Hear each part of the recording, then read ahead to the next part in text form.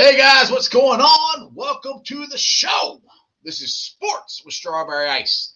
I'm your host, the Iceman, Jeff Trunapole. And as always, I'm bringing you sports from a West Side point of view right here in the great city of Cincinnati, Ohio, home of the 2-in-a-row wins, Cincinnati Bengals. Now, this show and every show is brought to you by T Properties. T Properties, quality housing for quality people. Check out their website at www.tpropertiesllc.com for all your rental property management needs and your rental needs. All right, guys, you found the show. As always, do me a favor, smash that thumbs up, hit that like and subscribe button, hit the notification bell so every time I go live, you guys will be notified. I am up to 781 subscribers. That is awesome. I thank each and every one of you. This has been a great year so far as me adding subscribers. Now, the Bengals, they won over the Texans, 37-31. And some, not all Bengal fans are happy because we went for the third pick to potentially the fifth pick. And potentially we'll not be able to draft Penel Sewell. You know what I say? So what? As the great Herm Edwards says, you play to win the game. Anyway, the draft is 5 months away, people. 5. It's December. It's May 5th, May 1st. I'll get it right. May 1st in Cleveland. A lot of stuff can happen between now and then.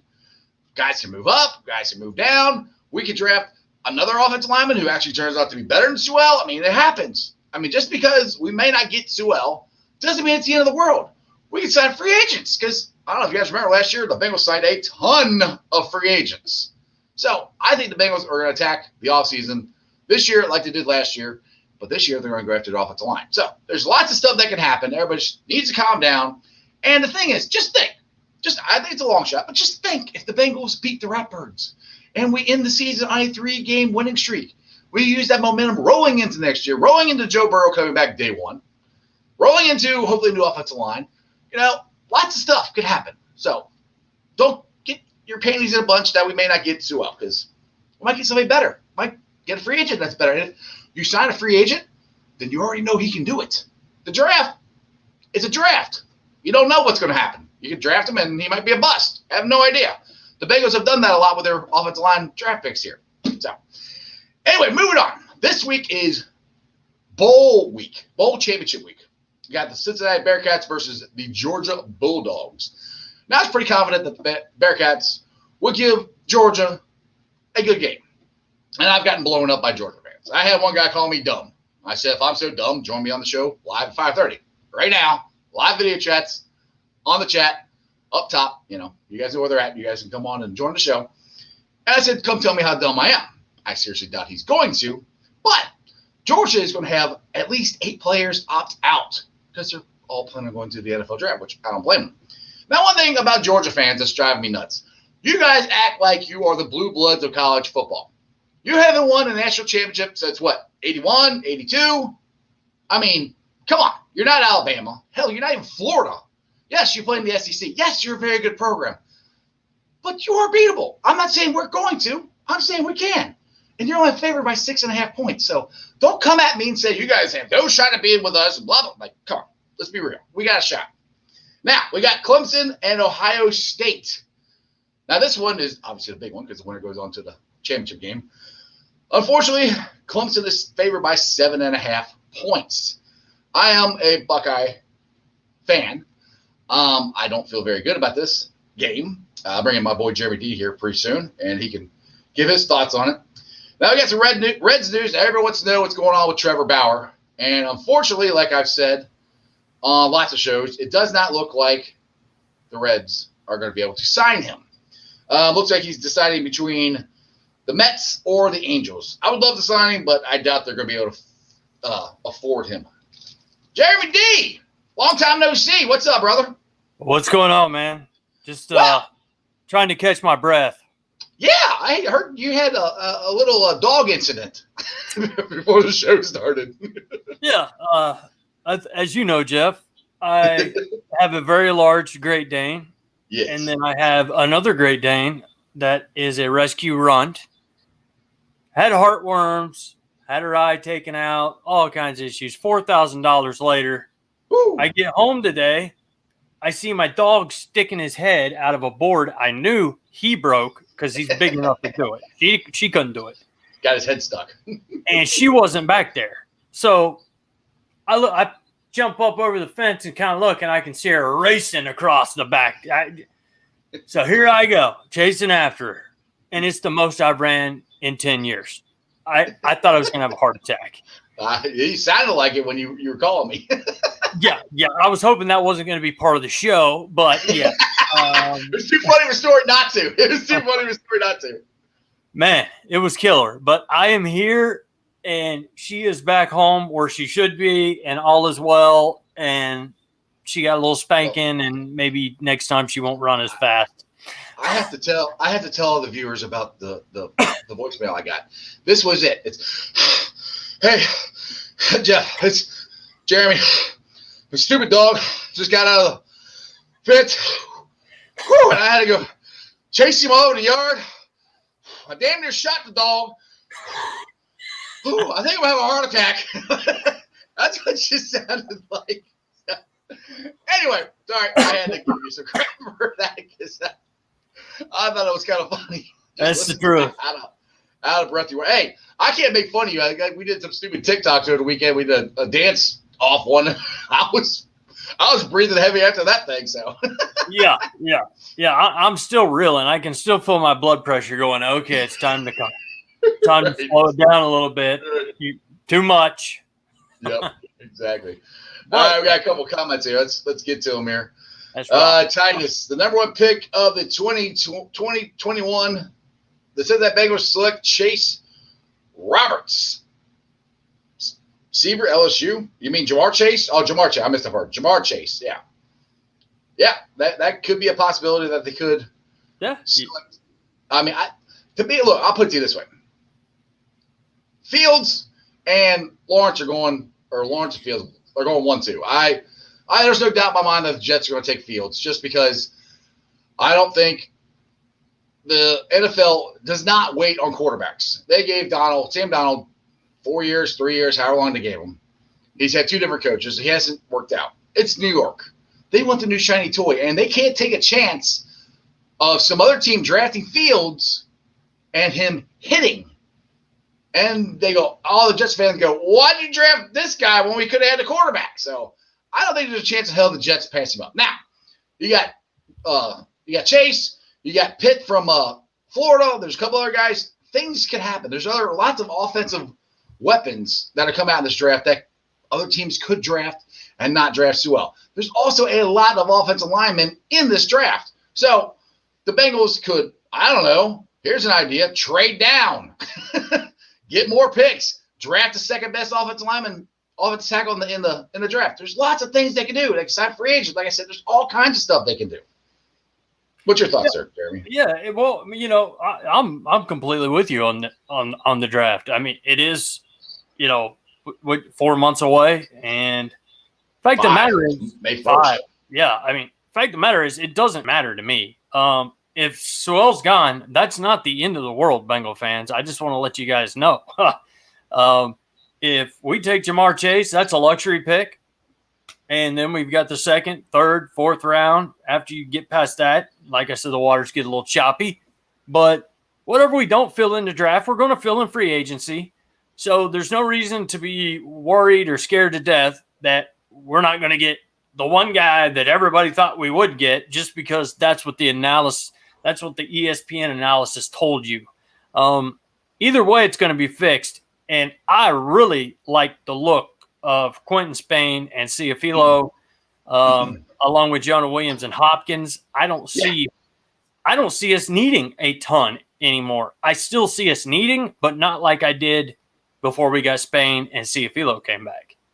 Right. The thing is, now a lot of people said that I thought Spain played good too, but like I said, I go by the eye test, and I think Spain and Ciafilo played really well. You could tell by the way the Bengals were running; they were running right behind them. But Pro Football Focus gave Spain a 57.4 grade, so they didn't think he did all that well. But what do they know?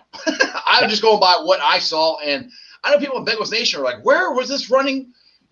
All year?" I'm like, "Well, this is one of the first times they had back-to-back the same offensive line, And Spain wasn't even on the team at the beginning of the year. And Sewell played the first game of the year, and then he got injured, and then he came back. So, I mean, I think Sewell was supposed to – or Surf – I keep saying Sewell. Surflow, however the heck you say his name. I think he was supposed to be one of our starting guards to begin with. So, I'm not – by no means am I saying it's fixed. I'm not saying it's fixed. We got to get a tackle. I wouldn't mind drafting another guard, But these guys are good. And if you get better players, then they can be backups. That's a win-win for us. So we got our first video chat. One of our P1 guys, the Natural. What's going on, Natural? What up, Natty? Hey, what's up, guys? Going good. What's up, man? I mean, I had to be honest. I'm still not sold on Taylor. These last 2 wins are nice, but as I always say, you don't build momentum at the end of the season. You build it at the beginning of the season when it actually matters. Well, I agree with you, but let's be honest. I don't think any Bengals fan think Mike Brown is going to fire Zach Taylor now. I don't think there's a chance in hell he's getting fired. So I agree with you, but I think he's here. And honestly, I have a bad feeling they're not changing anything. I mean, which I think they should change something on the coaching staff. But I'm just saying, you in the season with 3 wins in a row. I mean, how many times did Marvin Lewis do it? And then the next year, most times the next year we made the playoffs or had a good run. So, I mean, Mike Brown, I'm just going by what Mike Brown usually does. Go ahead, Jerry. What do you got? Well, I was just going to tell you, man, I agree because it reminds me a lot of the Marvin Lewis era. Once we got past our playoff times, I guess you could call them, after that it was, all right, we've won 2 games this year. It's week 14. He's gone. He's done. Yeah. Well, Bengals come out, win the last 2. Right. Against Steelers, Ravens, knock the Ravens out of the playoffs. They still love him. They still respect Marvin Lewis. We got to bring him back next year. And it went on and on and on a little bit too long. And that's the only thing that worries me a little bit about Taylor. But no matter what, next year we will have the talent. We will have Burrow, hopefully first game. And there will be absolutely no excuses. But I will tell you this really quick. If they do not get rid of Zach Taylor, Lou gotta go, Armadillo. We've got to let him leave. I mean, yeah, I agree with you on that. But like I said, the way the defense is playing, I would be surprised if he keeps everybody. But I mean, just my God, look how we played this week though against a horrible team. 324 yards for Watson. Duke Johnson had almost 130 yards and a touchdown on 12 carries. Yeah, they had they had 17 rushes total for 166 yards on us. Exactly. So, I mean, it wasn't like our defense shut them down. No, I mean, neither one of the defenses really shut them down. So it wasn't pretty. And Cooks had 7 catches for 141 yards and a touchdown. I mean, you just cannot give that up. I mean, when you start playing against teams like the Chiefs and that kind of thing, we can't have off and on days with the defense and think we're going to be winners. What do you think, Natty?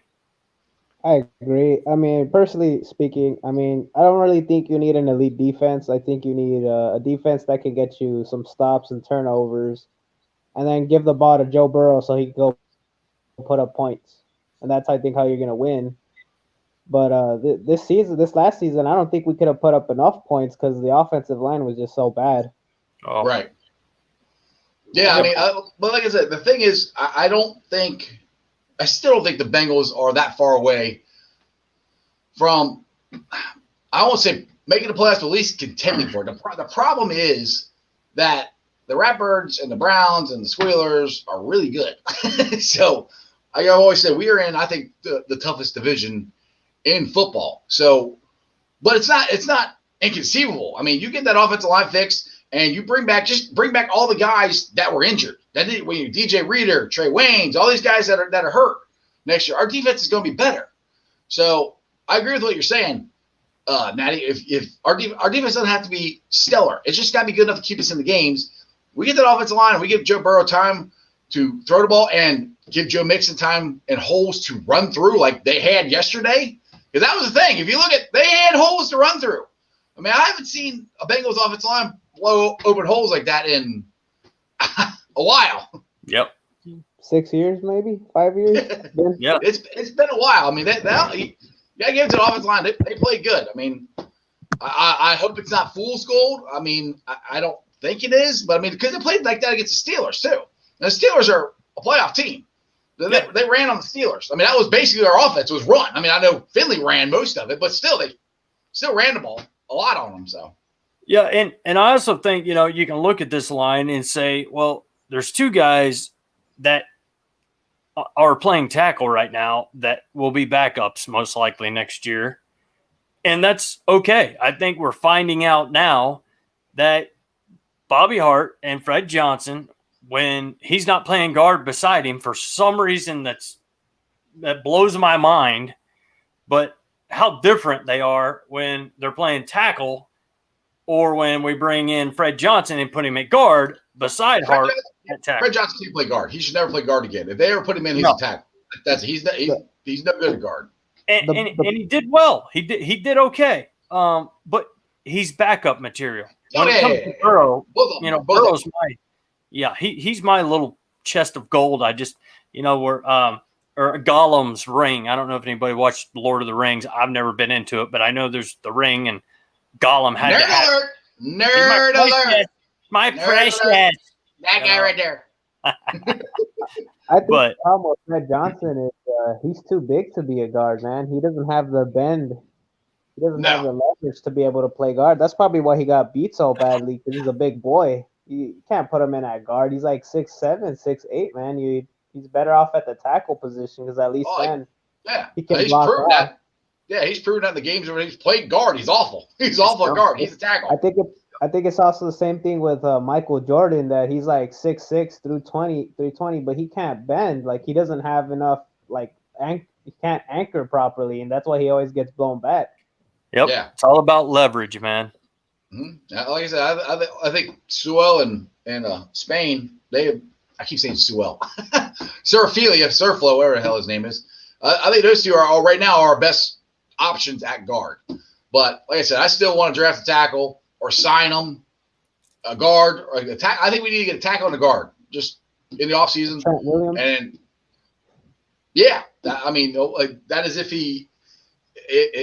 he's going to play. I think he opted out this year. I think he did. I don't remember. But I know somebody put a list of the free agents, offensive linemen who changed teams last year. There's going to be free agents. There's going to be guys the Bengals can get. For some reason, they didn't go after him last year. They're going to go after him this year. I guarantee you there's too much noise from the fan base to not do it. That's exactly right. I think. Go ahead, Natural. Go ahead, man. I was going to say, I heard, I don't know who it was. I think it was Locked On Bengals, or somebody said that they heard, or it was that the front office was going to address the offensive line, but Taylor and Turner told them essentially, no, they have it. They're fine. Now, I don't know if that's true or not. I've heard that. I don't know if that's true, but I think that we know that Turner said that. Turner said that at the beginning of the year.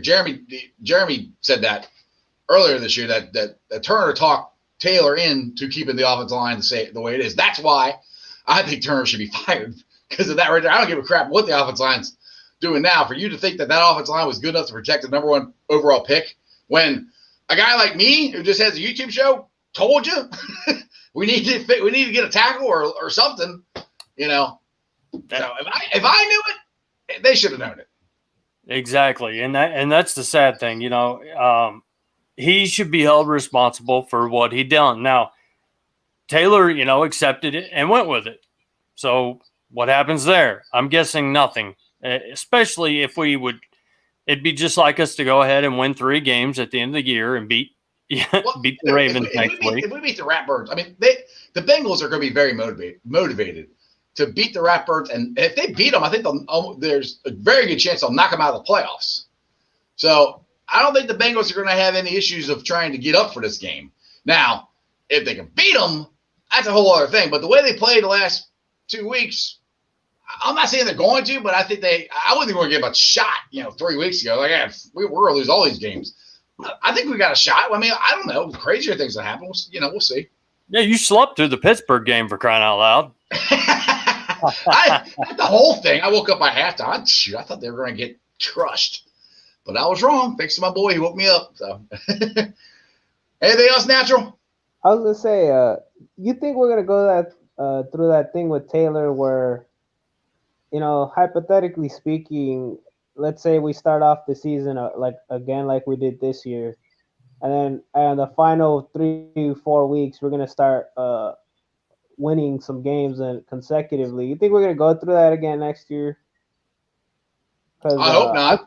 I could picture Taylor being brought back a fourth year. No, I don't know. I don't think no. If we have our season like this now, Dak will be gone. I don't think they'll go for 3 years. The one thing I can say is, look, this is one thing I brought up on past shows. If you guys remember, I don't know, 2009, I think, Carson Palmer said he's going to retire, don't want to play for the Bengals, and then Mike Brown and Marvin Lewis had that god-awful, uncomfortable press conference saying Marvin's coming back because everybody wanted Marvin gone, which I thought it was time for him to go, myself included. And Mike's like, nope, we're keeping him. We're staying the same thing. I'm like, how in the hell are you going to stay the same course? You got a quarterback who's quitting on you. You got all this stuff going on. Chad wanted to be traded. Everything was going on. Well, then they turn around and they draft A.J. Green, they draft Andy Dalton, and they go to 5 straight playoffs. So I keep looking at it as that. Now, this, I think, is a better situation than that one was because that team was in shambles. This team, I've said it before, I just think they are still with Zach Taylor. I know it's pride and they want to win. Like I said, Herm Edwards said you play to win the game. But there's been teams where they're like, this coach don't know what the hell he's talking about. I'm not. This is dumb. I'm not doing any of this crap, And I don't see that on the Bengals. So I think there's a good chance that this could roll into something next year with the momentum we got, with fixing the offensive line, with Joe coming back, and what do I know? But we'll see.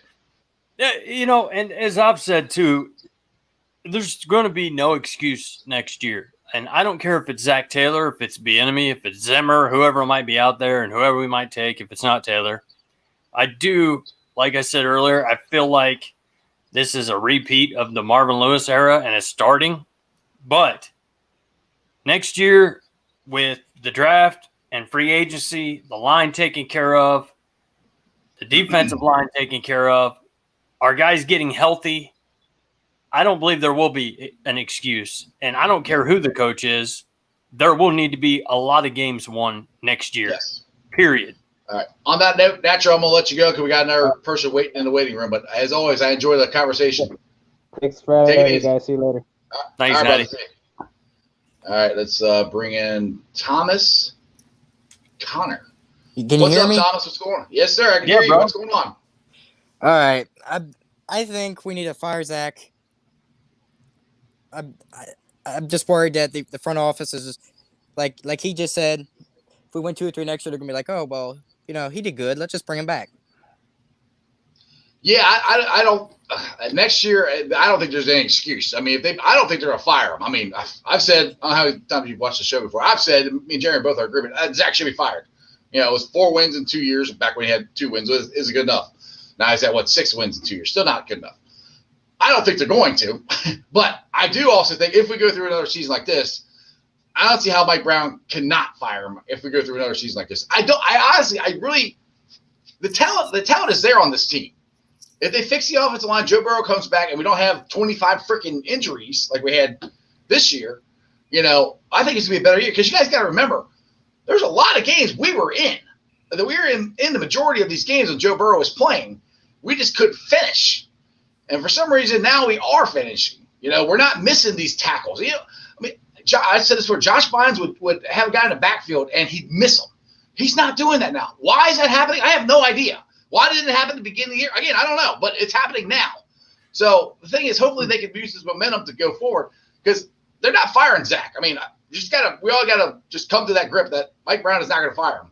Maybe I think if they go through this next year, then yeah, he should be fired. I mean, I think he should be fired now, but yeah, that's where I'm at with it. If there's no excuses next year, period. I look back to the beginning of the year when everybody was healthy and we had Burrow, even though Burrow was young and, it was his first NFL start, second NFL start, third, all the way up till he got hurt. We had all that talent, and you could tell we were the more talented team, but we weren't winning games, and that's what scared me about Zach Taylor. Now you bring in Finley last week. You make a couple really great calls. I'll give him credit where credit is due. He made a couple great calls in that Steeler game, mainly running Finley the way he did because the Steelers were not looking for that at all. They couldn't figure it out for some reason. I have no idea why this. He couldn't figure out Finley had the ball, but yeah, and he runs about as fast as an offensive lineman. So he's going down the field as fast as you were chasing your dog. Oh yeah, probably. I may have been a little bit faster, but anyway, trying to get back on to get on this freaking show, but no, damn show. Yeah, but you know what? I'm still not there yet. Thomas, TC, whatever you want to be called, man. That's good. TC, good. Yeah. All right. TC. I like cool, TC. Man. But I'm just not happy with the on again, off again. Defense looks great one week against a great team. Then we play down like we did in years past to other teams, and we play down to their level on defense. I mean, you just cannot give up 450, 475 and think you're going to win every game. It's just that's not how it happens. And like I said, I don't know a big guy we're missing is CJ Uzama. A lot of people have forgot about him. There's a lot of guys we're missing. That's right. Most of our big free agents we signed were missing. That's true as well. But there's no pass rush consistently. I mean, really at all. And that makes it so much harder on our cornerbacks to try to stay with these guys for 4, 5, 6 seconds. We did get in there some this game. It was good. It was against Houston, but I'll give credit where credit is due. I think Taylor had his best coaching job last week with Finley. And other than the defense, if Taylor stays, I want to see Lou gone. I don't know what you think about that, TC, but that's my opinion. What do you got, TC? Well, you said you talk about the defensive coordinator, right? Yep, Armadillo. Yep. That's what we call him anyway. Yeah. Gotta go Armadillo. You can't you just can't play like the best defense in the league and then play like the Cleveland Browns. You're right. That's the problem with the team in general. This year is up and down and up and down and up and down, and the defense has been the worst at it because I'll say this, I'm blue in the face. The reason we lost the Indy game against the Colts is the defense. We had that game won. They would back off 5 yards, and the tight end is running wide open in the middle of the field, over and over and over. I'm watching TV. I'm telling myself, like, why are they backing off of them? Stop backing off. And they kept backing off. I'm like, all right, just let them go down the field and score. I don't understand that type of defense, especially when you're winning. I think Lou, thought since it was close to Halloween at that time, he was just, handing out candy. Right. You know what I mean? He was giving them 10 yards, 15 yards down the middle every time, right? And that's how it ended. Yeah. And one more thing I wanted to bring up too, and maybe you got something on this too, TC, but did you guys notice the new guy off the practice squad? Number 16? Yeah. Oh, is it Israel or something? Yeah. Is that the white guy with the long hair? Yeah. I was like, who the hell is that guy? But he did drop a wide open pass. Exactly. He did that. And I'm going, where's John Ross? We've got 2 games to go. Who cares? Where's John Ross? Yeah. If he can't beat out this practice squad kid that literally looked never heard of him. Looked like a super. Yeah, Zach is done with Ross. I mean, the coaching staff, they're done with Ross. Right? It's done. It's over. Now that completely. If anybody had any doubts about John Ross, when I saw that kid come on the field Sunday, that right there, that is the nail in the coffin. You will never see John Ross in a Bengal jersey again on the field. I can promise you that because this kid was something different. Let me tell you. Exactly. What else you got, TC? Anything? Yeah, I gotta say, T. Higgins is becoming one of my favorite players. I gotta say that he's just an absolute beast. Preach it. Yes. Yep. He set the record for the Bengals rookie wide receivers. Did you see that catch? Well, it wasn't a catch where we just went up and got it. We was out, but he the one was out of bounds. Yeah, they knocked him out of bounds. Yeah. Oh yeah. That was great. That over the shoulder catch, that was beautiful. I mean, beautiful. I mean, he will drop one every now and again. You'll be like, man, well, but you know what? Everybody who catches with their hands, like AJ Green, he was snatching it. He was snatching it out of there. AJ was. He was doing that Sunday. That's what I'm saying. And anybody, everybody that catches with their hands and rarely lets it come to their body, they're going to have a drop or two. But with them catching it with their hands, that gives us a much higher percentage of catching the ball and getting that third down or getting, to the sticks than letting the ball come into your body, try to catch it that way, and it hits the pads, it hits anything, and you never know what can happen. So I love T. Hig. T. Hig is the man. Yes, sir. Exactly. All right, Thomas. Thanks for joining the show, brother. Yep. Take it easy. Thanks, TC. All right. I'll get you on in a second here, Tony. I want to put Keith's. I like Keith's comment here. I want to put this up. Let's see here. They were looking for continuity and hoping the Jordan experience of actual playing time would pay off. Jordan failed. Surfie got hurt first week. Redmond played good but hurt again. Rotating door. That's been the biggest problem with the offensive line. I don't know. I've never played offensive line, but I do know you got to know what the guy next to you is doing. It's a different guy every week. It's hard. Yeah, and it's really hard for me to put Redmond in the same sentence as good or great or whatever. Right. He played decent, and we're not here for decent anymore. We have got to start winning ball games. As you guys know, we've only got 5 years left on this lease, and we've got to revamp this stadium, and it can't be just on whatever we throw out. Good players. We've got to keep dominating. No matter who the coach is, quarterback, we must dominate and get our fans back in the stands, or we're in trouble in 5 years. Yep. And welcome to the show, Uncle Tony. What's up, Tony? Uncle Tony. What's happening, guys? What's up, man? How you doing? Can you guys hear me? Yeah. Yep, you're good. All right, just make sure. Sometimes it's choppy for me, so I gotta make sure, man. You're good. I'm loving everything's being said right now. Everything's good. I just kind of want to bring up some good things yesterday with how about all those screen passes we were open for yesterday? I know. What the heck happened there? Right? How many times have I said that? I've said that for like last 2 years with Gio. I said he is good in space, bubble screen passes, all that stuff. I've said that over and over and over again, and they're finally doing it. So I'm hoping if Zach stays and we got Mixon, and then we do the bubble screens and it's multiple phases of the offense that you can use. It's kind of a weird thing, but that's what usually happens with winning football teams. They have more than one option. Yeah, man, I don't know what happened, but they tore that Texans line up yesterday with their screens. They could not stop it yesterday. It was finally good to see. It's kind of the same thing as the Squealers game. They kept running Finley, and they couldn't figure it out. Well, Houston – they kept doing the screen passes, and Houston couldn't figure it out. So for some reason, the last 2 weeks, they found something against these teams that they couldn't stop. I have no idea why they couldn't stop it. I love it. I wish it would have happened earlier in the year. Yeah, you literally took the words out of my mouth there, Jeff. That's exactly. I mean, who in the hell would have thought Ryan Finley's going to run for 50 yards or whatever it was, 40 yards, down the field for a touchdown?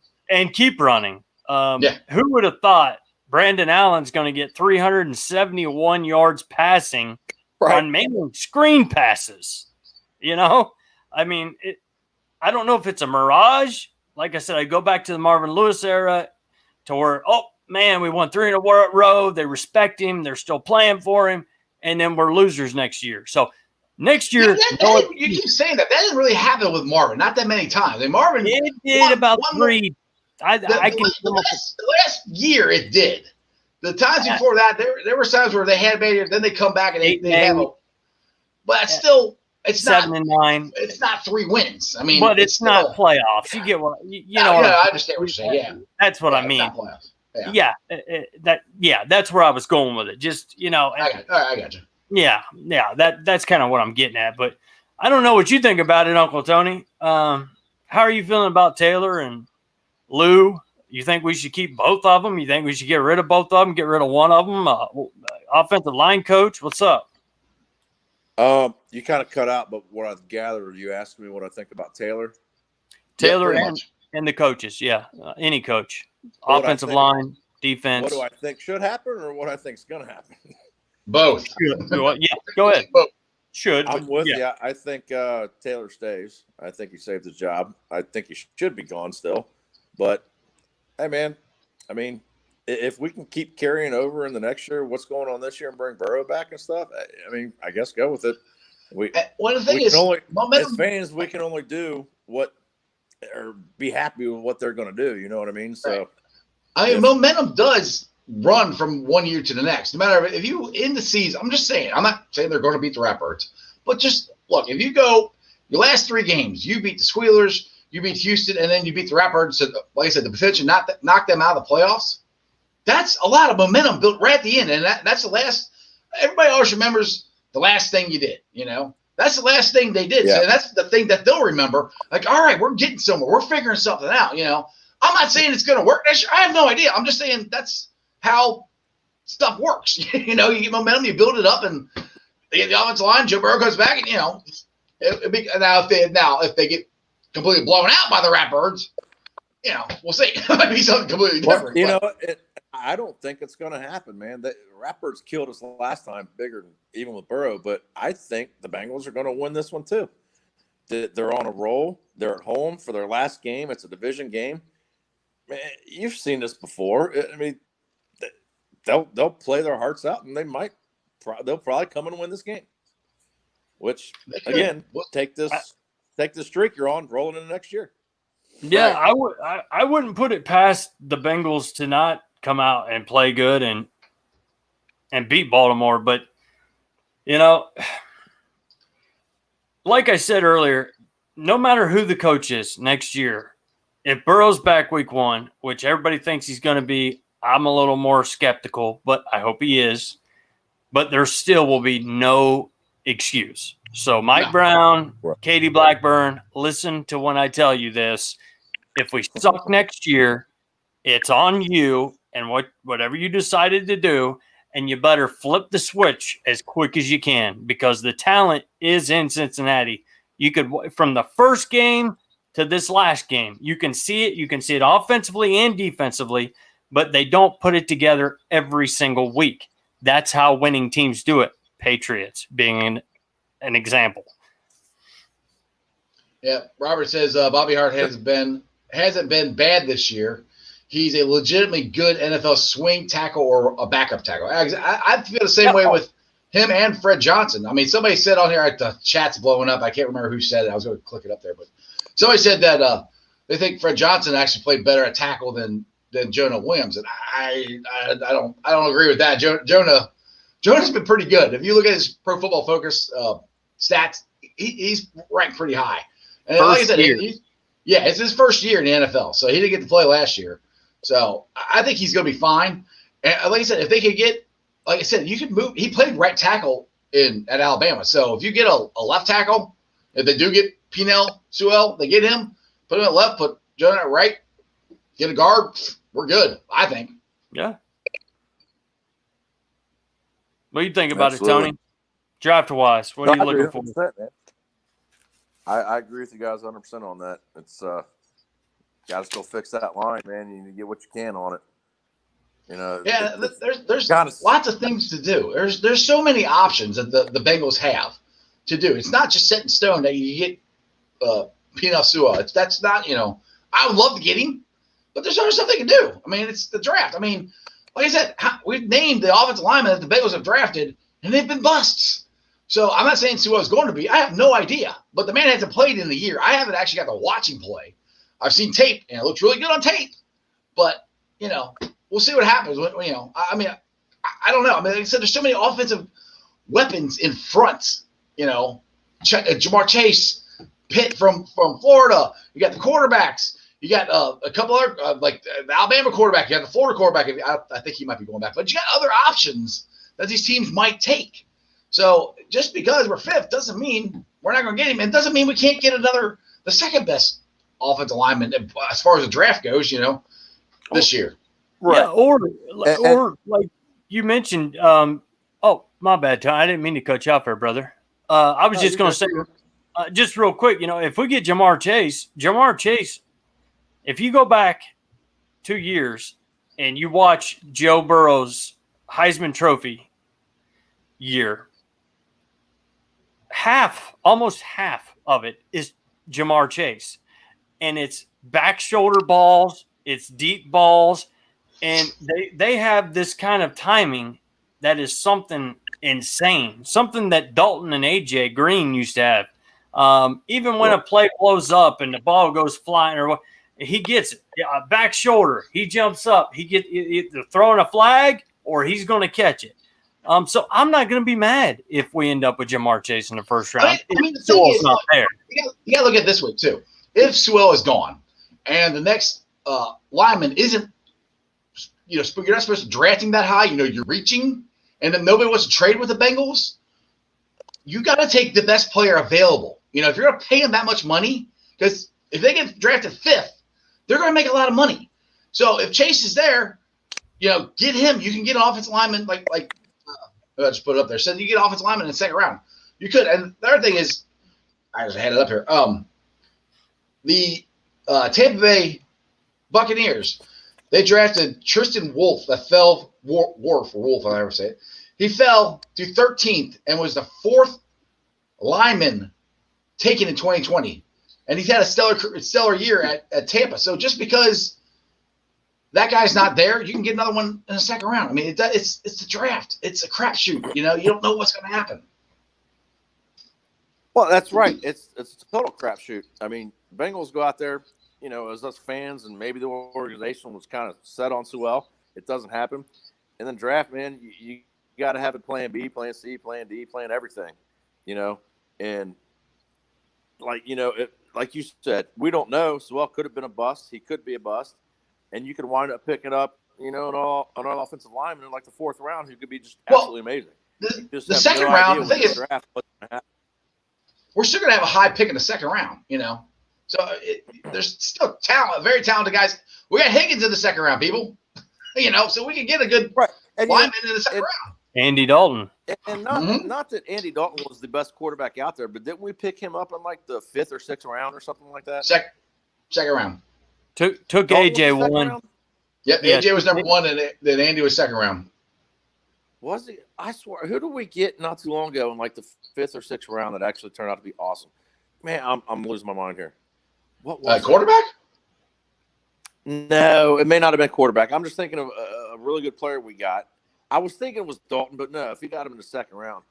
Well, we got Perfect in college free agency. Yeah, we got him as a free agent out of college. Perfect. We also got Carlos Dunlap in like the third or fourth round. So I mean, you can get players down in the draft. But that's kind of my point. That you can still pick up some really damn good players late in the draft that may turn out to be better than what you just picked up in your first round, like Kajana Carter and people like that. Robert's got a good point right here. Big Witt was a second rounder. Yeah, Witt wasn't even a left tackle or what a tackle. He was a guard. Yeah, and that doesn't even that doesn't happen very often. Usually, if you're a guard, you're a guard. If you're a guard, you could be a center, but you usually don't go to tackle. So that's on Witt of how good he was and how hard he worked and became a tackle. Yep, right, and that's one of the biggest things about the draft and stuff. I'm sorry, Jeremy, but go picking up the players and stuff, like it could be first round or third round or whatever. If you got to be able to utilize them too. You can pick the best, but sometimes they become a bust because of what happens to them. I mean, Kajana Carter was projected to be pretty damn good, and then look what happened. He got hurt. Yeah, hurt. And it is what it is. Anything can happen, and that's the thing. Even if he didn't get hurt, he could have still been a total bust and not been great. It's just you got to be able to. And there's a lot of franchises out there with great head coaches and all that stuff that know how to utilize these draft picks that they get. And, that's one thing about Marvin. I always said to myself and other people that he could draft. He just couldn't utilize his players very well. That was my opinion on it with Marvin. And, I was just going to say, and on top of that, Robert, I guess we can call you Fox. But, he said Geno was a 4th rounder. Yep. Hushmanzada was 7th, You forget about that type of thing. Yeah. But I was telling Jeff earlier, you can almost put the draft in military terms. I mean, it's really about the same thing. When you get drafted, you don't know what you're going to do, where they're going to put you, what's going to happen. And it's the same thing with us teams. When we draft, we don't know who who was it? A couple years? That took somebody. I think Colin Farrell out of Clemson. That was John Ross. Raiders, I think. Isn't that the guy? John Ross out of Washington. And then John Ross. Well, yeah, we talk about the Bengals too. And I'm trying to put something on the Raiders here. Right, but that right there, that John Ross pick, they reached for him. Yep. So that's what I'm saying. The Bengals don't need it. We don't need just because we had the 5th pick, and if we can't trade out of it, you can't reach for a guy as a 5th pick when you could get him as the 10th pick or the 2nd round. So if that offensive lineman doesn't grade out to be a top 5, top 10 first rounder, you got to go with the guys. Yeah, don't take him. You got to go with the guys that are going to be good. So if you can get Chase or you can get Pitt from Florida or you get somebody like that, a tight end, wide receiver. Yes, we need to fix the offensive line. We can fix it in free agency. You can fix it in the 2nd round. You can. There's lots of other stuff that you can do. You can get a guard in the 3rd round. Yeah, I just don't want the Bengals reaching because, oh my goodness, our fans want us to get an offensive lineman. We got to get an offensive lineman. Okay, let's draft this guy. No. If that guy's not supposed to be drafted at this level, don't draft him. Draft the players. Draft the best player available because that's kind of what you have to do sometimes.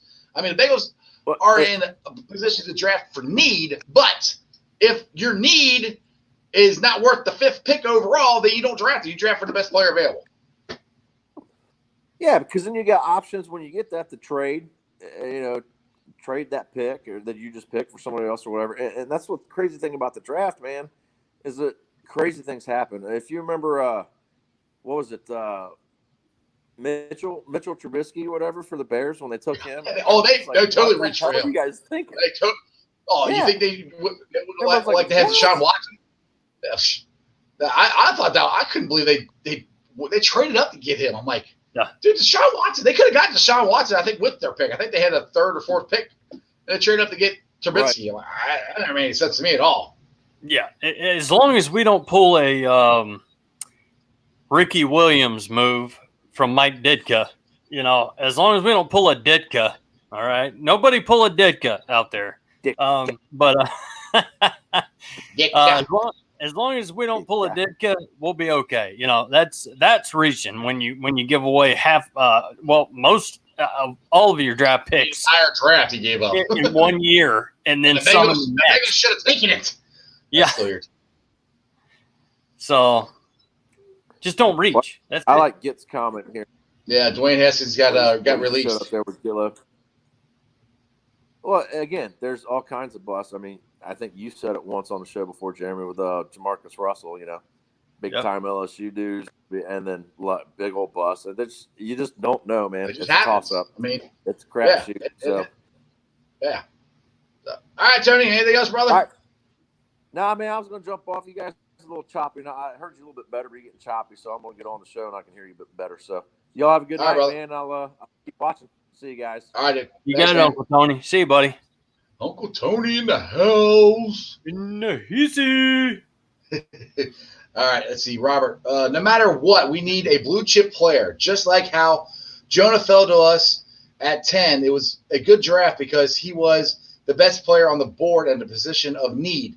And we could go wide receiver, tight end, quarterback, defense end. Yeah, exactly. So the Bengals, listen, the Bengals, to me, aren't that far away, but they are. There is needs. They still have a lot of needs. So yeah, that's the thing, and that's what I'm saying.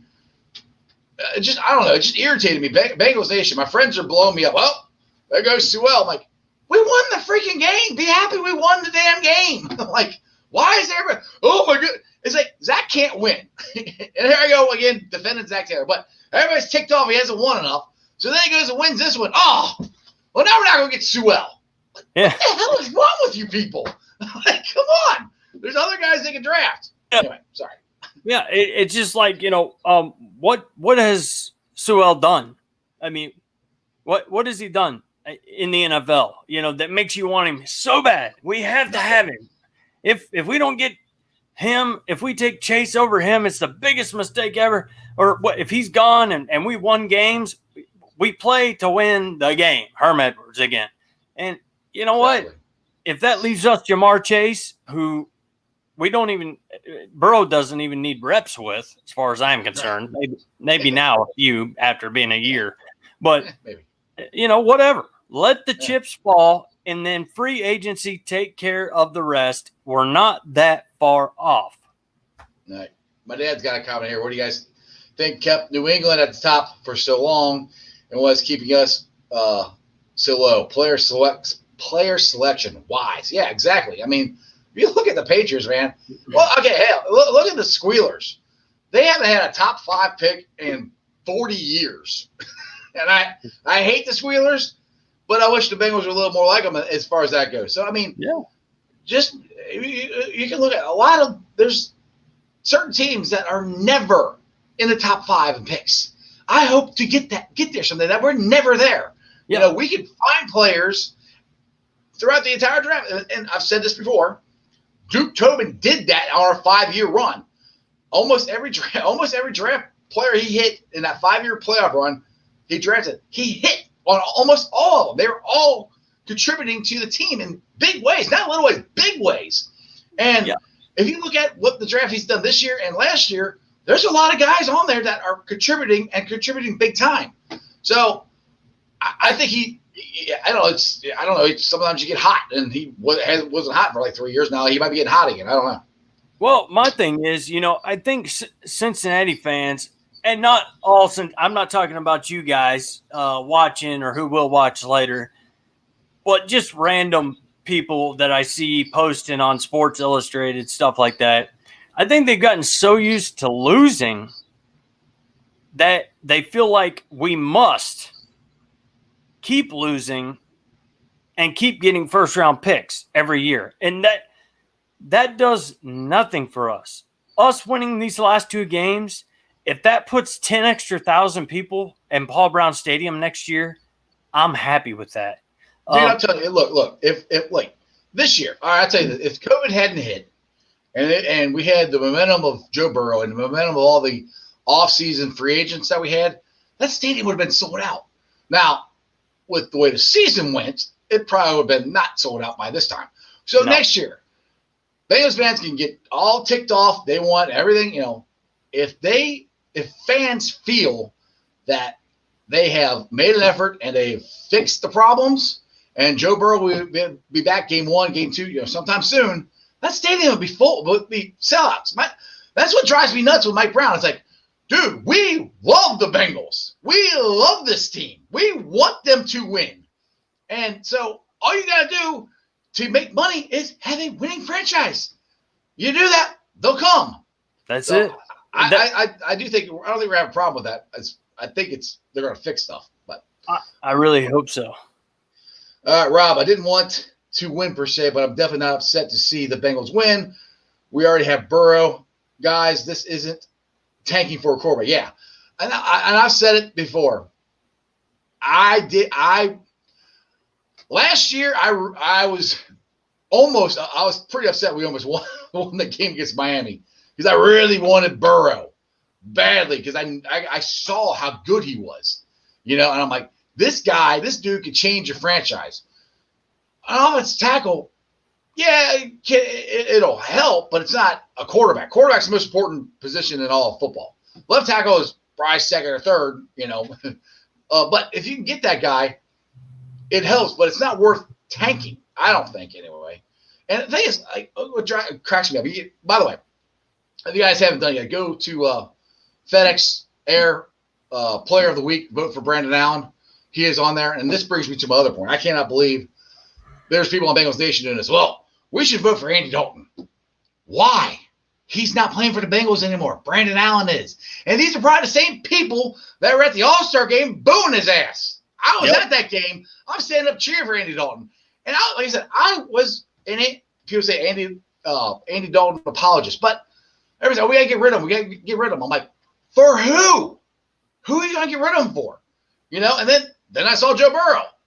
Wow, that's who you get rid of him for. I mean, some people said that Haskins, we should drafted him. And I like Haskins.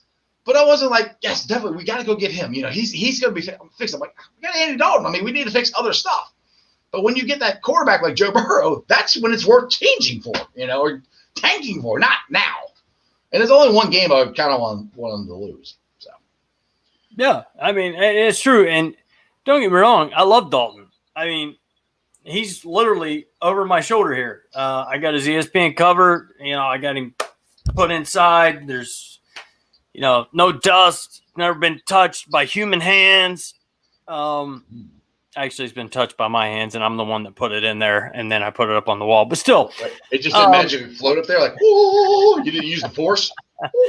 But, you know, just because, you know, he is, out of all times, up there against Brandon Allen, you giving a vote for Dalton is giving a vote for the Cowboys. So it is what it is. You a Bengal fan, you a Cowboy fan. That's the way I look at it. Right. Nacho says that fix the O-line, they would have won more games. Oh, definitely. Well, I don't know. I mean, yes, and no. But, dude, there was so many, like, did the offensive line miss the field goal in the Chargers game? Did the offensive line call a pass interference on A.J. Green in the Charger game? Did the offensive line blow a 21-point lead with the Colts?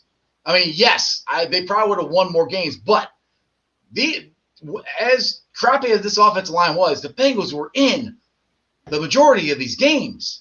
They just couldn't finish. So, but, yes and no.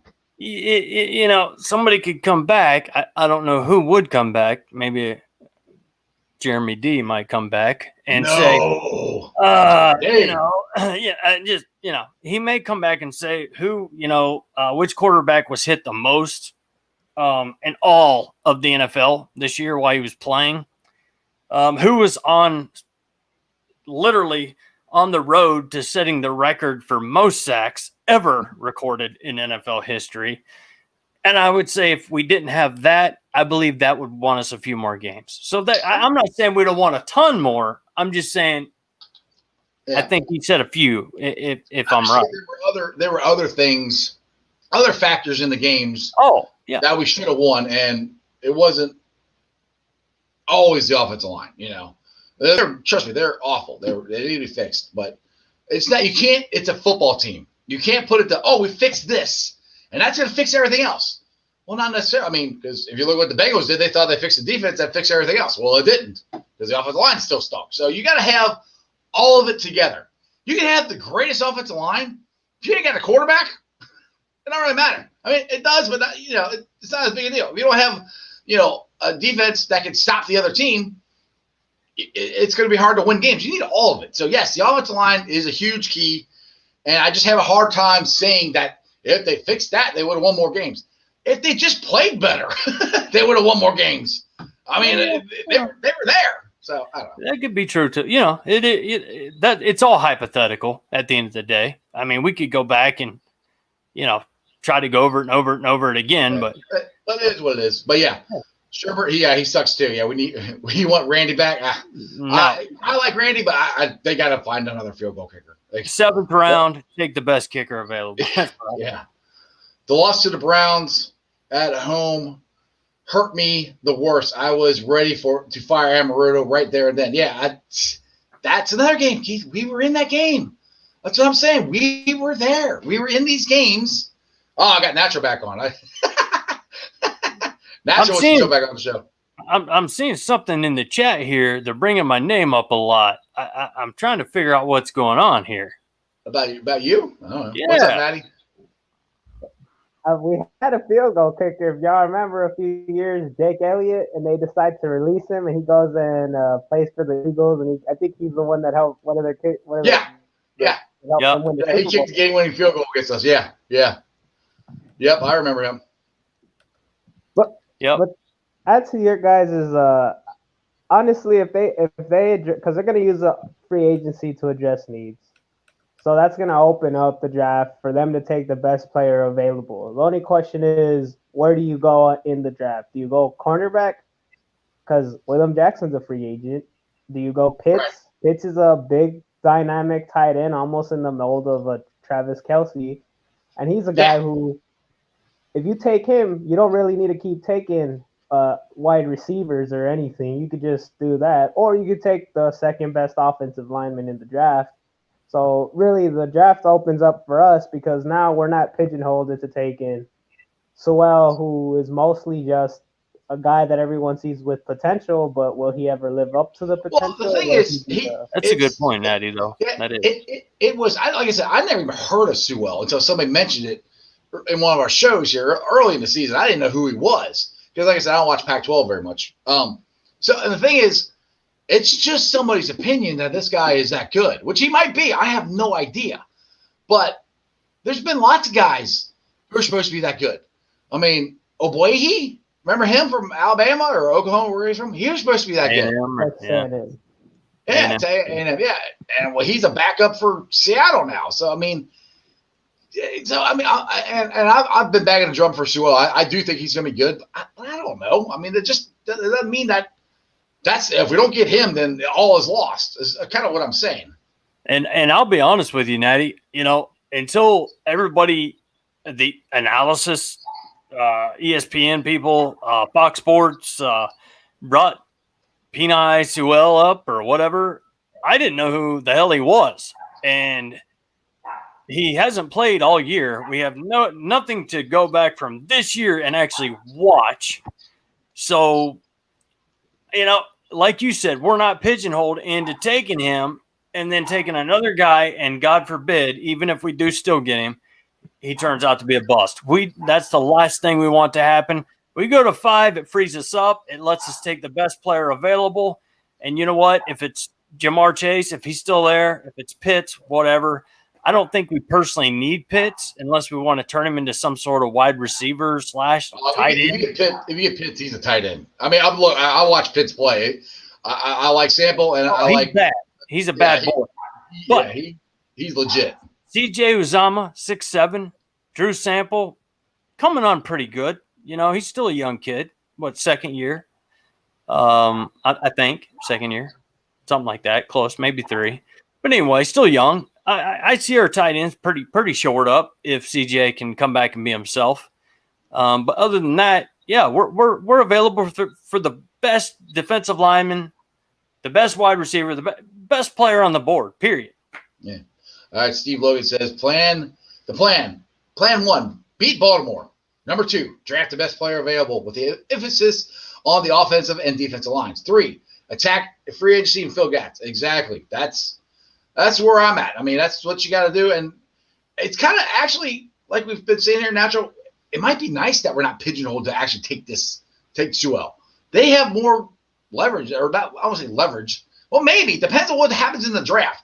If there's a quarterback there that somebody wants and they want to trade us for him or trade us to get up in the draft to get him, come talk to us, There's a lot of things that could open up. We'll see. I mean, now if we win, I think there's still a chance we might drop down to 7 if we win and somebody else loses. I don't remember. There's so many scenarios of where we're going to end up. So that's true.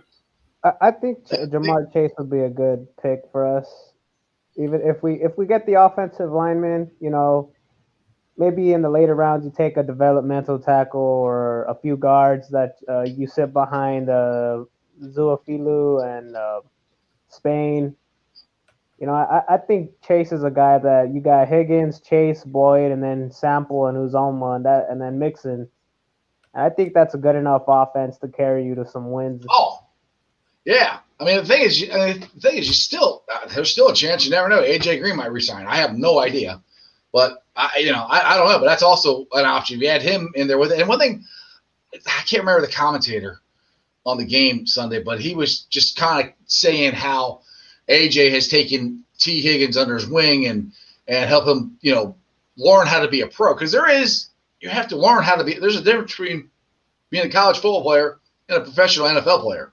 And if you have that guy there who's been there, done that, and you listen to him, that's a good mentor moving forward. So if they do draft Chase, maybe try to keep AJ and keep him for Chase and Higgins. And dude, our offense is going to be. They still got to fix the offensive line. I got to keep that out there. I'm not saying we got to forget about that, but we got to fix that, and we might have something as long as they all stay healthy, because our injuries were unbelievable this year. Oh, definitely. We were completely just injury prone, but really the only time the only place in our actual team was the offensive line was pretty healthy. It was everybody we brought back. Now, Ciafilo, once we signed him, he got hurt. Jonah Williams got hurt, but that was after the season was already over. So at the end of the day, we brought in with our offensive line, we brought them in who we wanted, who Jim Turner wanted, and Zach agreed with. And we were pretty healthy there. Other than Ciafilo and, like I said, Williams, after the season was over, and they just have kept him out for, no reason to get hurt again or something worse. I'm glad one person they're not bringing back is Mixon. Zach said in his press conference that Mixon is not playing this or the last game of the year. And one of the guys asked him, why did you just not put him on IR? Why would you wait to see what happened? And Zach's like, well, if he was healthy enough to play, it's a foot injury. You never know what's going to happen. If he's healthy enough to play, they might have played him, which I don't think they were going to play him anyway. But also, I think for NFL players, they want to play. They're not here to sit around. So Mixon could have been fighting like, dude, if I'm healthy enough to play, I want to play. I want, so could have been also for Mixon's mental, health of saying, my season's over. Now he had something to strive for, which, it's over now. But anyway, what else you got, Natural? I was gonna say one last thing is in free agency, man, they don't have to go for the top guards. They could sign like middle tier guards, and they could probably just be just as good as any of the other guys, just as long as they learn how to play with each other and there's some continuity along the line. You don't even have to spend big money on that position. Yeah, that's been one of the biggest problems with the offensive line. It's been a swinging door. I think they've only had the same offensive line back-to-back weeks twice, and that was this week and last week, and I think it happened one other time during the year. So the offensive line has to have, like you said, continuity. You have to know what the guy next to you is doing, and the ones the great offensive linemen like the Hogs or whatever for the Washington football team, as you call them now, they were together for years. I know it's new, different NFL, that doesn't really happen as much, but you still keep some of the same guys together for a while, and that just cohesionness and everything, that makes a good offensive line. Yeah, and you know what? Before you go here, Natural, I literally think, you're right about the guards. We can get some decent guards, 3rd, 4th round, whether they be backups or they win a starting position. But I do think we need to either draft or in free agency take a solid career known veteran. I'm not talking about 100 years old, but somebody like a Thuney or that we know will take care of the other side of the line and somebody have to anchor the line on the other side. Yeah, somebody to anchor that line. Yep.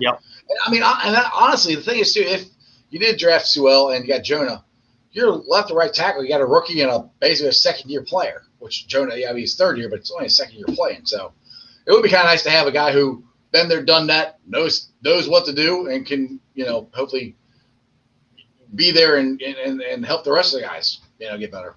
Oh, did you say this? I didn't even realize this is Jonah's 3rd year. I thought it was his 2nd. No. Next year will be his 3rd year. I meant next year. Oh, next okay. year will be his 3rd year. Yeah. No, this is 2nd. No, I was talking about next year. I misheard you. My bad. I'm like, geez, Jeremy, where have you been?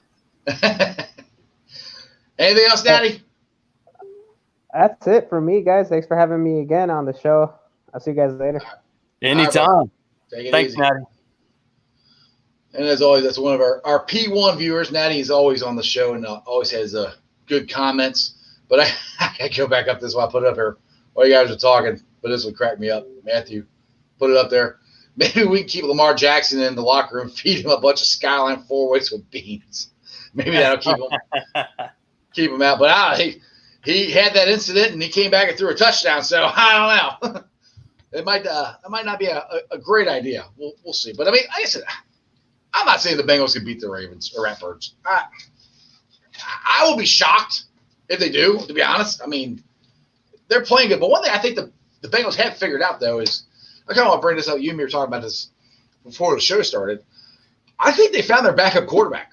I mean, I really do. I think Brandon Allen has proven that he is good enough to be a backup quarterback for Joe Burrow until he comes back, which I think he's coming back the first game. But I don't think you have to spend the money on a higher-priced backup. You know, I think you can get Brandon. I'm just going to sound being cheap, but why spend the money on somebody when you have somebody already here? You know, you spend on other stuff. Yeah, I love how he played. It was against Houston, who are just as bad as we were this year. He did not beat the Steelers last week. That was Ryan Finley.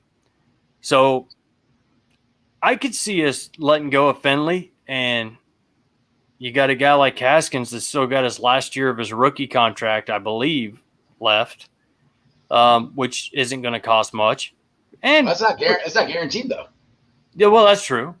But no contracts are guaranteed. Just anybody to make it a competition. If you, my thing is, I'd rather see some sort of competition and Allen beat whoever we bring in, rather than just beat Ryan Finley. I think I could do that. Now. You can get Haskins now. Bring him in, sign him to the practice squad or whatever, and or cut Finley and put Haskins in there. I don't know. That's what I meant, and let him go at it, and whoever wins the backup position, and hopefully doesn't even need to start next year. But they're not going to. Burrow will be back first game. I hope you're right. So, Crown, to answer your question, no, I did not get my gold star. I actually forgot about it. But like I said, I'm a Skyline guy anyway.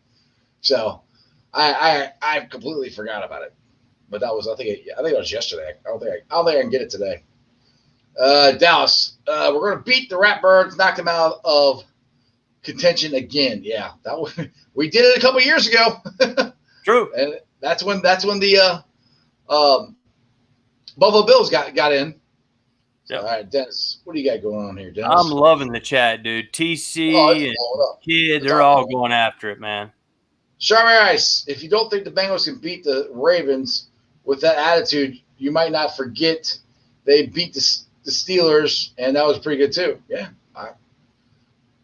you're right. They could beat them. I'm not saying they can't, but it's going to be really hard to beat them. Just because you did it once on Monday night and everything doesn't mean you can do it again, which I hope they do. I'm not saying they aren't going to. One thing I love about that game, and Dennis, talking to you as well, we know that Baltimore is going to bring everything they got because they want to win this game. This isn't just another game. They're going to bring it because they like I said, they got a chance to knock the Ratbirds out. They're not going to need any more motivation other than that. They got a chance to knock them out. They're going to be up and ready to play this game. Exactly. Baltimore's got to be ready to play because the Bengals are definitely going to be ready to play. Steve Logan, my wife, the boss, and I were at yesterday's game watching Zach's first road win. It was exhilarating. New day, all the way, every day. Dude, that's awesome. I wish I was at the game. That was cool. Yeah. Steve, appreciate the comment, man. Yeah. Dude, there was the funny thing is, I don't know if Steve, it might have been you. Did you have a big Bengals flag? Because they had a big Bengals flag when we scored and we were winning. And I'm like, hey, there's Bengals fans there. Because I know Bengal Jim went to the game, but I didn't see him on there. Yeah, I know there wasn't too many people. So I'm sure you were on at some point. Yeah. But I think he may be new. Have you heard? Steve? No, he's been on the show before. Has he? Okay. Just making sure. I was going to give him that big warm welcome. You know what I'm saying? I already did. I already took care of him. Now, Robert, we've had this conversation before, sir. Skyline is better than Gold Star, okay? I don't care what you say. It's delicious. I ate the Gold Star because I got another one for free. It's the only reason I ate it. Whether or not I like Skyline. I might go get some Skyline tonight just because of that. I live in Alabama and don't get to enjoy any of it. So I'm glad you guys can talk about something and have fun, because I can't talk about good chili, because the only chili in Alabama you get is in mid-January, and that's about all the chili you get. Down there in Alabama, they'll probably see our chili and go, that's not chili. It's Cincinnati chili. It is chili. They wouldn't understand. No, it's a Cincinnati thing. Yeah, exactly. What we got here, Tony? Bring Finley back in for the start against the Ratbirds. Oh, man. I know that was a good win, and he played good. I'd rather have Brandon Allen right now, to be honest. I think Brandon Allen's got a better arm than Uncle Tony. Uncle Tony worried me a little bit until I saw them laughing emojis he put up there. So that's a good comment now. Yeah. So anyway, all right, man. We need to get into this poem thing here. That we had a couple people that were actually had the guts to actually write a poem. We had a lot of people who said they would do it, but they didn't do it. Didn't want to put it up on the ice bar. They were afraid. Which scared. What are they scared of? That's all good. Anyway, now I don't know if any are as good as what Jeremy D does all the time, but we had three of them. And they were Landon, Dallas, and Uncle Tony. And since the final countdown. Oh, sorry. So, Jeremy D, it was his idea, this whole freaking thing about the damn poem and having you guys write it and all this stuff and yada, yada, yada. And once it wrote me on, I don't write poems. I don't. If you guys have ever seen me try to type stuff in Bengals Nation or on Strawberry Ice, sometimes I don't spell stuff right. I don't even spell stuff right on my title of my show sometimes. So I'm not writing a freaking poem. So it would not be worth it. It would be god awful. And yeah, anyway.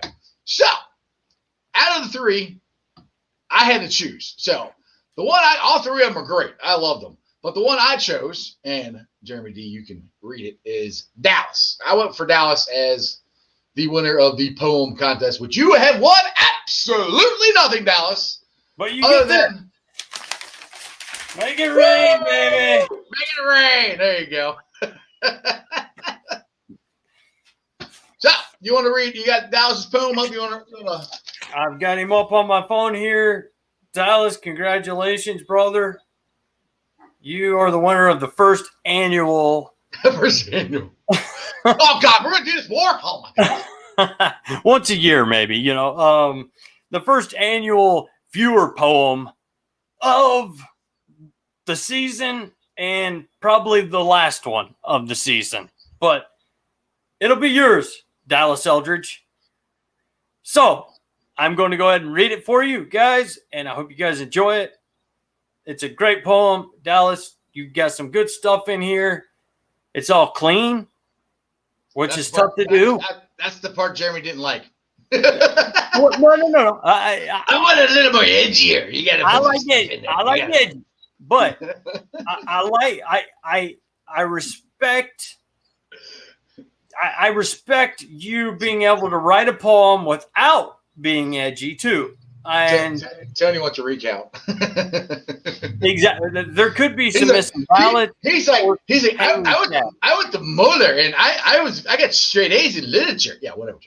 I mean, that's what he said. If you guys don't know what we're talking about, all this stuff was on the ice bar. So, but at the end of the day, there could be some hanging chads or some missed, ballots. I don't know. But here we go. This is from one of our 1A watcher, viewer, Dallas. You've been around. You're my buddy. That's great. Glad you won. And it goes a little something like this. Houday Nation, we got back-to-back wins. Woo! They better watch out for us next year because this is where it begins. Bam, baby. That's what I'm talking about. Brandon Allen was ferocious, tearing up that Houston defense, throwing 371 yards, made their secondary lose their common sense. Woo! 2020 is almost gone and over. Thank God. Even though this season has been a lot like The Hangover. Oh, great movie, though. Good movie. Love it. Good movie. Very good movie. But 2021 is fast, and Joe freaking Burrow will be back and out of his cast. Yeah, baby. Let's go, Joe. Great job. Woo! Great There job. we go. Great What I'm job. talking about. Yo, freaking Burrow. If I added a couple of little things, I'm sorry, but you did very well. You written it out very well. Great job, Dallas. Be a gracious winner and tell everybody and ram it down their throats, because that's what I would do. Exactly. Make sure you get on Uncle Tony. You guys can talk smack in the ice bar all day long. Yeah. Total sarcasm. He got straight A's. I know you didn't get no damn straight A's. Just kidding, Tony. You know I love you. All right, man. So I guess we didn't have any Georgia fans or anybody join us because no. I was kind of figured somebody might come because I'm still waiting for it because these Georgia fans are really good at commenting on my show after we do it. I've been trying to tell you, SEC fans will not show up to a show. They will talk their crap and then they will run. And that's what they do. Now, when this show's over, you guys jump back on. You can look at some of the comments, and you can back up the Bearcats, back up Ohio State, because these guys don't come on until the show is over. They're a parade. Yeah. I mean, because I have people comment. It wasn't just the Bearcats. People told me Ohio State's going to get their ass kicked and yada, yada, yada, and they got no shot. They don't deserve to be there. They don't played 6 games and blah, blah. I'm like, just shut up. I came back because I said, well, okay, somebody said, I can't remember what the guy said, but somebody, Ohio State has no chance of beating Clemson. The Bearcats are going to get stomped by Georgia. I can't believe you guys think they're going to crush them. I'm like, well, obviously you've never watched the show because we never have said, I have never said that Georgia is going to, or Cincinnati is going to crush Georgia. Never said that one time at all. So we got a shot. I said it's a winnable game. And I say that, oh my goodness, the dogs have come out after me. It's been ridiculous. I'm surprised you didn't just get mine going. Yeah. And we had Clemson fans coming after Jeremy, saying, you guys don't deserve to be there, blah, blah, blah, blah, blah. And, dude, that's why you play the game, man. You never know what's going to happen. I'm the first one to admit that I have said to other people, Cincinnati will need to win convincingly, most likely, for the committee, or they will just come up with more excuses that Georgia's got 10 starters opting out for the draft or whatever. If we beat them, it's gonna be excuse after excuse. Why y'all beat us because of this? Yep. And if you win, or if you lose, then you guys lost to a team that had 10 starters out. Yeah. Buckeyes, same way. 20-some players out against a Clemson team that looked completely like the best team in the country. Yeah. Against Notre Dame, just to be honest. And you know what? All we can do is go out there and give it hell with our young Bucks, literally. Bucks, young Bucks, Buckeyes. Wasn't the Ohio State supposed to lose to Alabama in the very first college football playoffs? Wasn't that supposed to be not even a contest? 2015, Cardell Jones, third-string quarterback. Yeah. Mm-hmm. Yeah. So I think I remember something about that. So. Yep. Yeah. A little nugget. I like that nugget there, Jeff. What's up, Uncle Tony? Hey, Tony, when'd you show up? Where you been at? Hey, I just want to jump on here real quick. You started talking about Georgia and all that stuff, man. Jeff, I want you to know I was at the bar the other night, and I had your back bigger than crap, brother. Bartender, I know him, and he starts talking to me about Notre Dame and Ohio State and all them, and he's a big UC fan. Right. And so he starts talking about he thinks UC deserves a shot. I say, I'm with you, man. I agree. And then we get done with our conversation, and I hear, like, across the bar, somebody talking all kinds of crap about UC, and they said they have no shot against Georgia. Well, me being myself at the bar after a few beers, decided to get up and say something. Not you.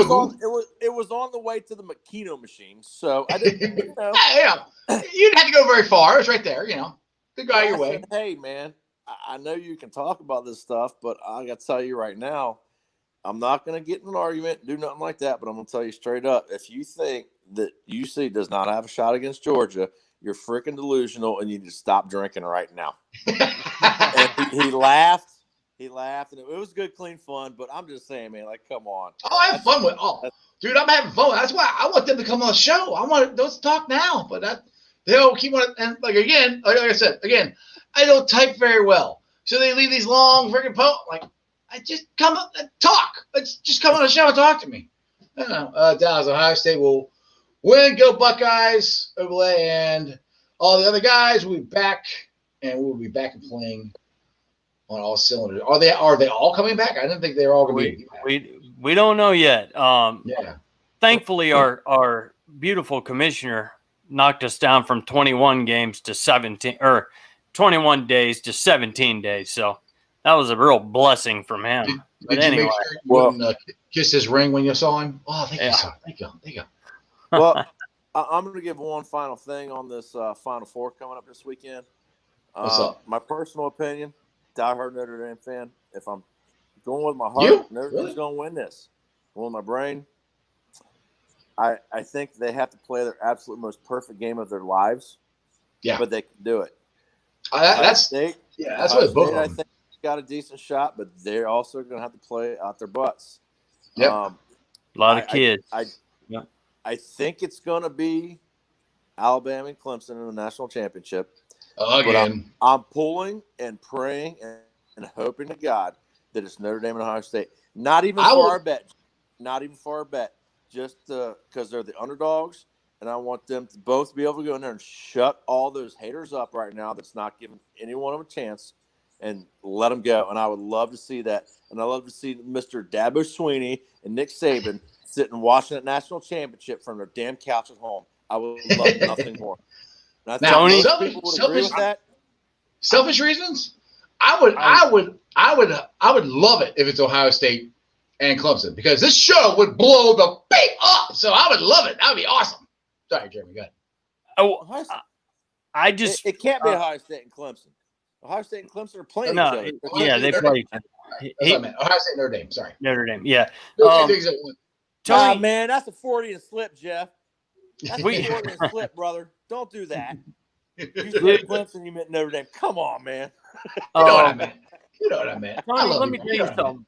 When Notre Dame plays Alabama, and I am sitting here right now in Northeast Alabama on beautiful Lake Gunnersville. In the south, way down.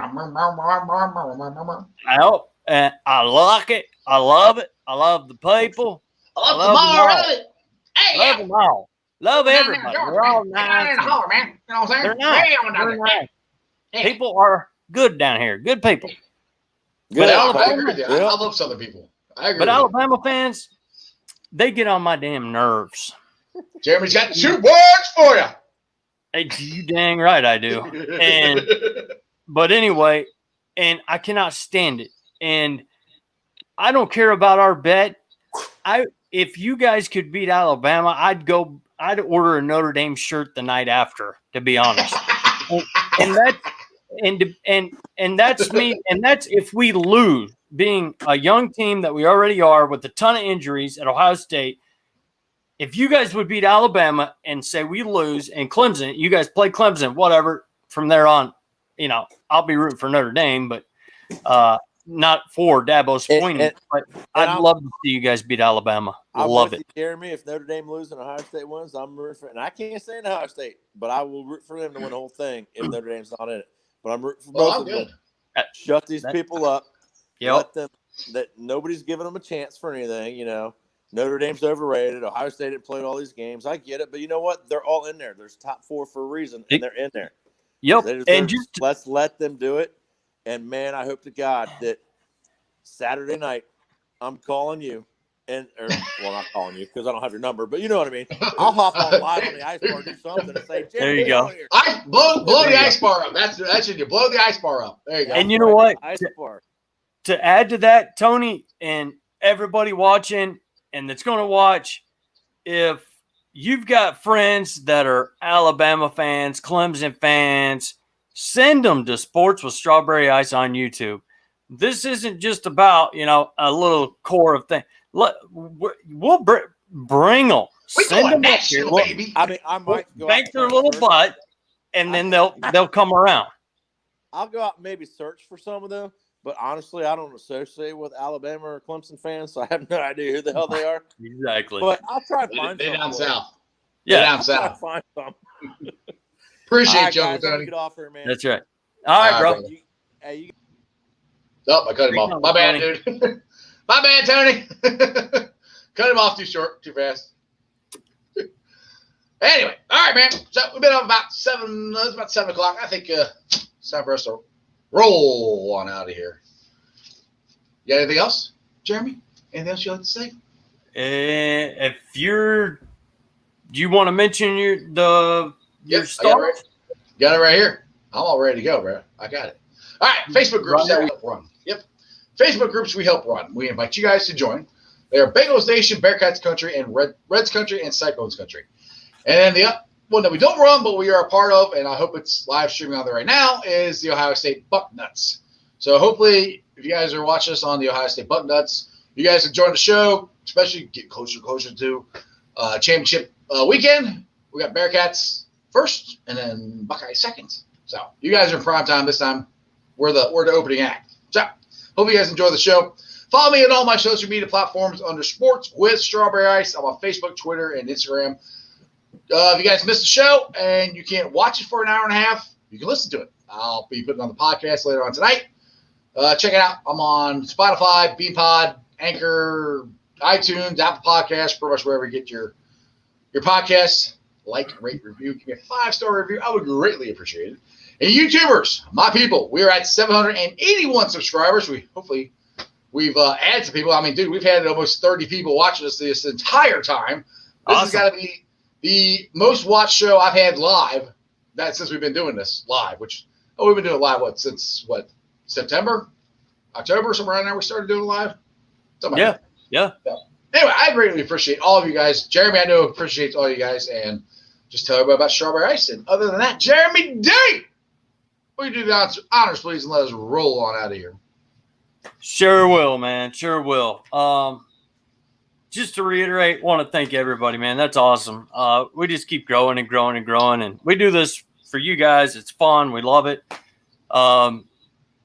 As when I go through these comments and I see everybody talking, and I don't know what you're talking about, but I think they were talking about your hands or something. I don't know what was going on. He had my back on something, and somebody.